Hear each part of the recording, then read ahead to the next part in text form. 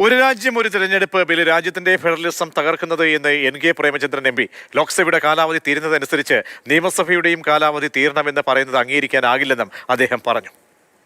സംസ്ഥാന നിയമസഭകളുടെ കാലാവധി പോലും പരിമിതപ്പെടുത്താൻ തെരഞ്ഞെടുപ്പ് കമ്മീഷൻ അധികാരം നൽകിക്കൊണ്ടുള്ള ഭരണഘടനാ ഭേദഗതി നിയമമാണ് 2034 മുമ്പായി 2029 ശേഷം കാലാവധി പൂർത്തിയാക്കുന്ന അതിനുശേഷം തെരഞ്ഞെടുക്കപ്പെടുന്നവരുടെ കാലാവധി പരിമിതപ്പെടുത്തുന്ന ഒരു നിയമമാണ്.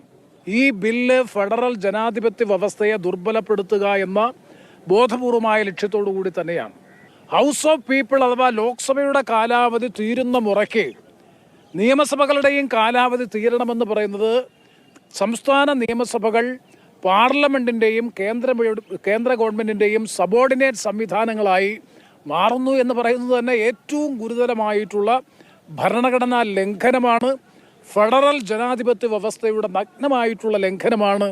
ഒരു രാജ്യം ഒരു തെരഞ്ഞെടുപ്പ് എന്ന നിലയിൽ സംസ്ഥാന നിയമസഭകളുടെ പോലും കാലാവധിയെ പരിമിതപ്പെടുത്തിക്കൊണ്ടുള്ള ഈ ഭരണഘടനാ ഭേദഗതി നിയമം എന്നാണ് വ്യക്തമായ ഞങ്ങളുടെ കാഴ്ചപ്പാട്.